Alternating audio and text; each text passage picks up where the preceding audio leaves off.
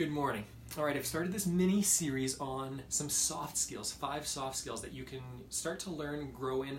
This will not cover all of it. This is a short period of time for this morning. Having said that, it'll start you in the right direction. I'm going to give you an action step at the end of this, all right? Today, what I want to talk about is listening. Listening is so much more than being passive and having people talk at you. It's not what listening is. That's one form of listening. But to really grow in the soft skill of listening, there are 2 components. I'm going to talk about curiosity later. I'm going to talk about asking questions a little bit later. For right now, I'm just going to talk about the listening side of it.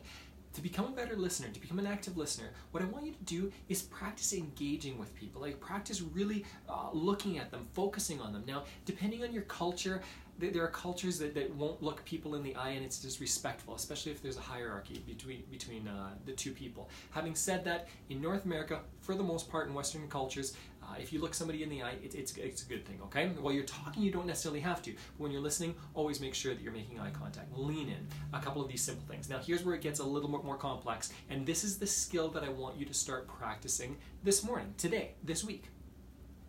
To become a better listener, what I want you to do is every time somebody tells you something, I want you to summarize it, recap it.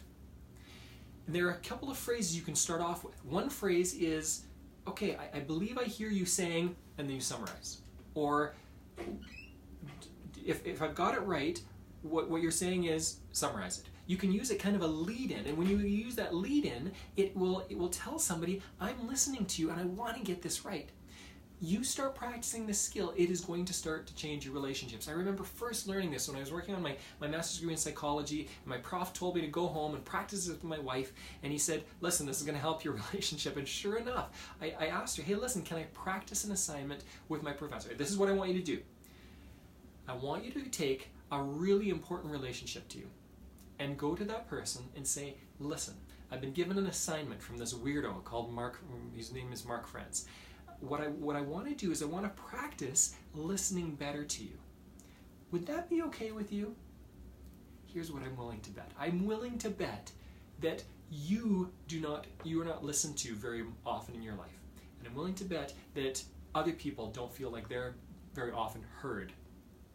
And because of that, when you practice listening well, it'll make a massive difference. Here's the second tip. So first of all, summarize what somebody is saying. Give it in your own words, okay? Try a different form of what they're saying and see if you get it. And you'll know that you get it because someone will be like, yeah, that's exactly what I mean.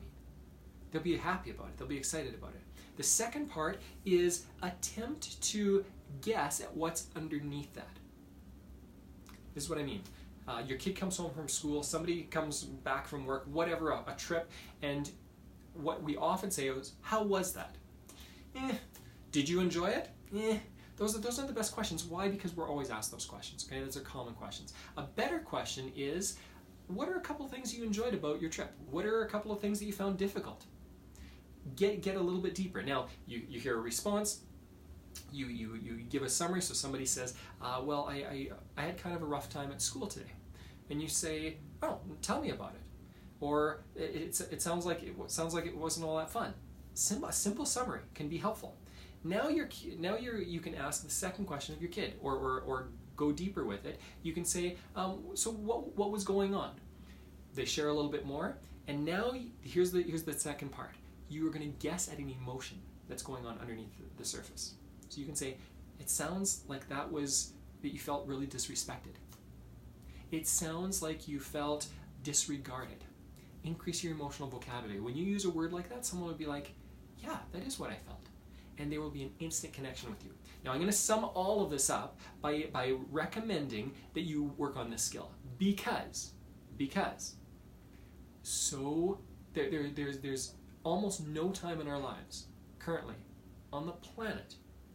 I've lived in 3 different countries, 3 different continents.